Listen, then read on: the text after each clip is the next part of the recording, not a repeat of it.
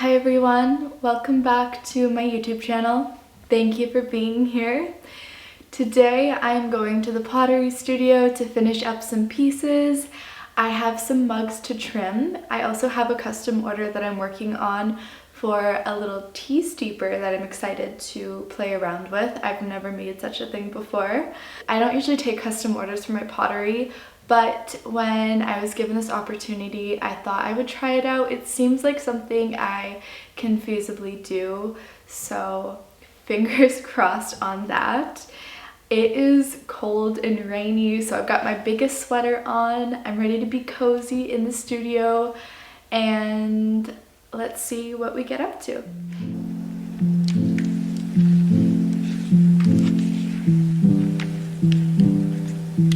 Would you like to come?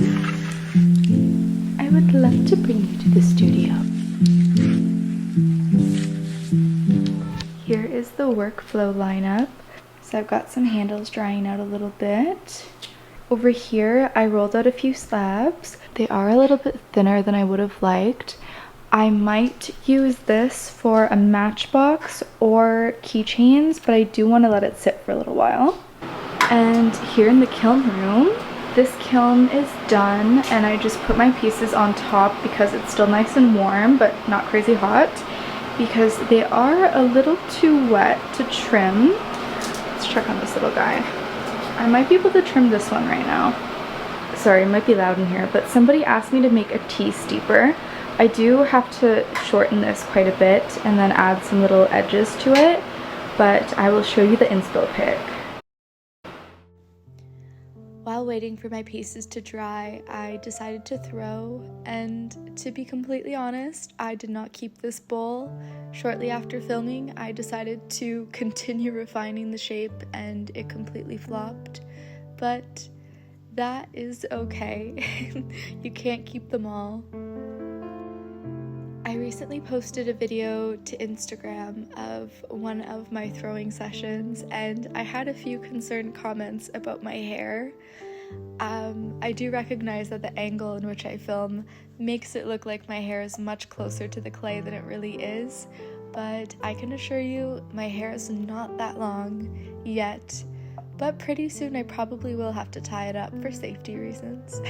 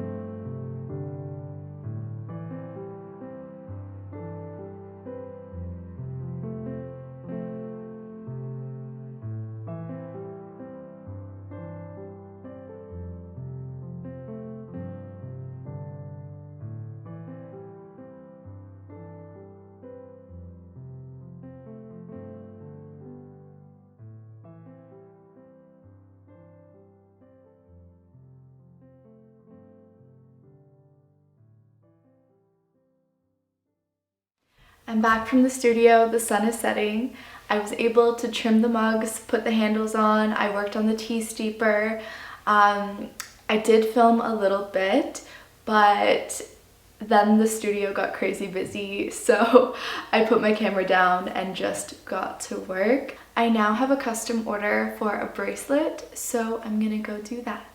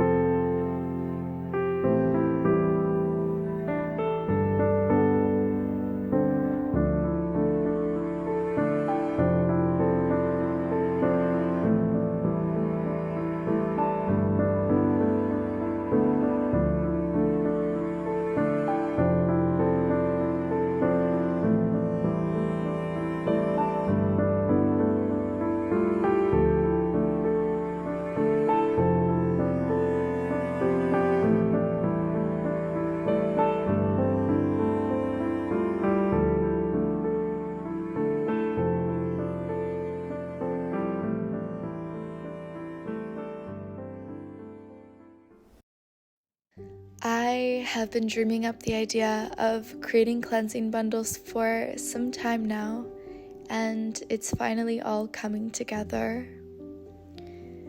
For well over a decade, I have regularly cleansed my soul and my space using many of these tools. Working with the elements has long been woven into my daily rituals. I wanted to create an offering that intertwines all these different aspects. If you're feeling called to one of these cleansing sets, you can find them on my website, senseofsoleil.com, along with more information about what's included.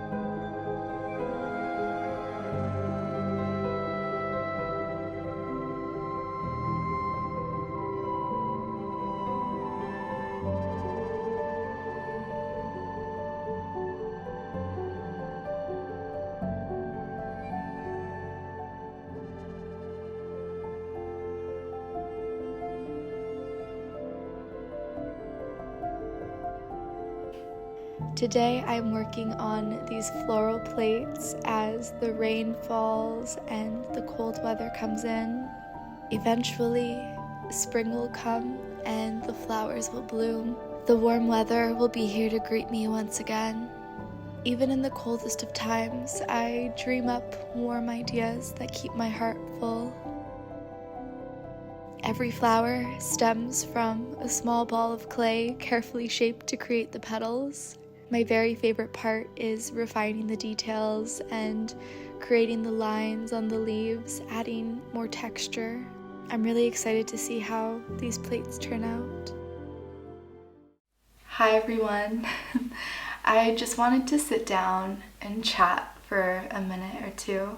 As you've seen throughout this video, I have some projects in the works and I've just been reflecting a lot on creating and why I create and also how it's received. I think as an artist who supports themselves through their art, there is a pressure to create items that sell, and I have definitely fallen into those types of cycles.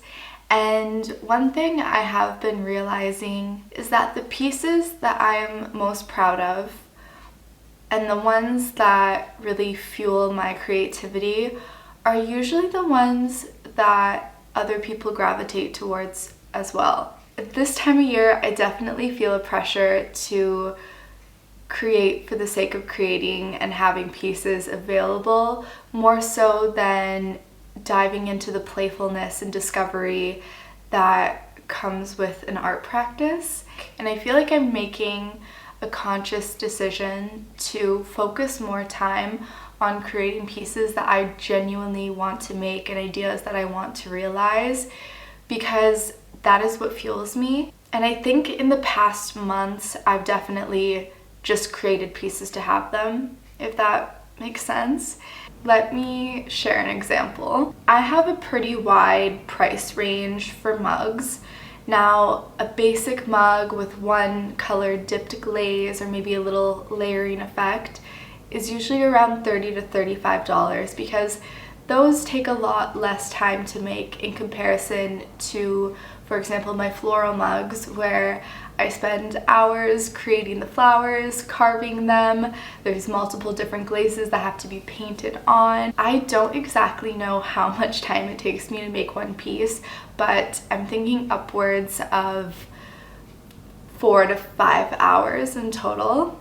So of course, something like that comes with a higher price point. I understand that not everyone can justify spending that amount of money on a mug, so I do try to have pieces that are priced lower. Unfortunately, the pieces that are priced lower aren't as stimulating to me to make because they're quite simple. I do see value in that because they are good practice and it gives me the opportunity to refine my skills on a more basic level. But I think most artists can relate that it's the big, more extravagant, fun, intricate pieces that spark more joy, especially when making them. And after my last few markets, I've noticed that it's actually my higher priced items that people go for. And if that means not having as much to offer but having a few pieces that I'm proud of, I think that resonates with me more than just having a table full of offerings. And so in this video, you've seen the floral plates that I'm working on.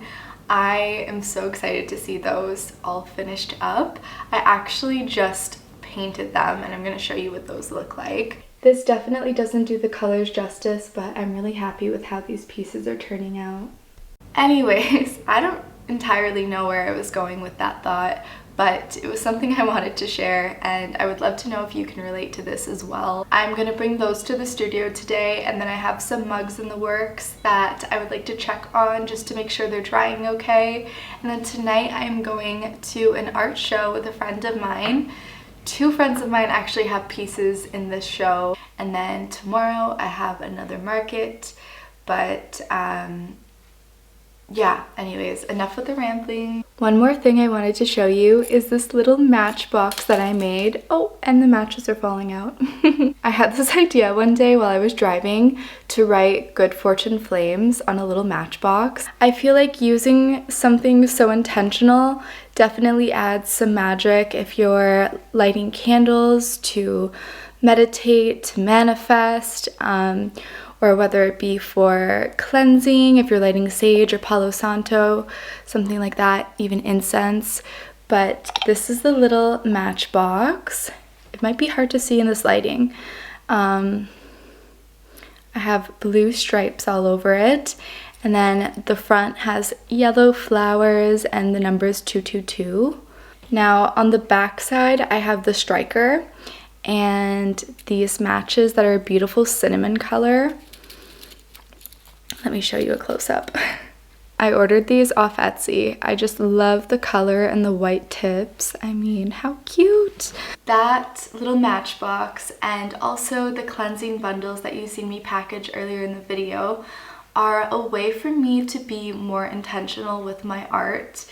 In a world so filled with consumerism and this need to have the next best thing, I don't want to feed into that, but also as somebody who sells their art, unfortunately it is a part of it. And I think it's very important to stress that buying any of my work is never going to fill a void.